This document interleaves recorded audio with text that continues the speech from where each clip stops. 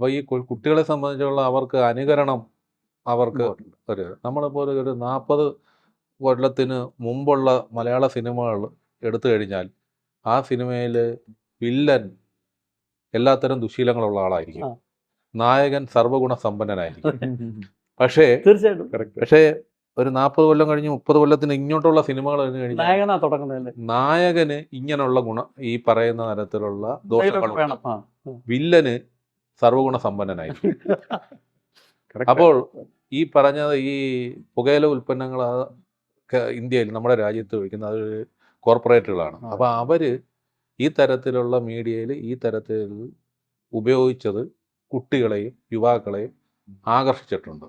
അതുകൊണ്ട് അവർ പിന്നെ അതുപോലെ തന്നെ ഈ മുന്തിയ മയക്കുമരുന്നുകളാകുമ്പോൾ ഇപ്പം മദ്യമാണെന്നുണ്ടെങ്കിൽ അതിൻ്റെ മണം കൊണ്ടും അല്ലാതുള്ള ചേഷ്ടകൾ കൊണ്ടും ആൾക്കാർക്ക് മനസ്സിലാകും. ഇപ്പോൾ പോലീസിന് പോലും പരിശോധന കിട്ടും.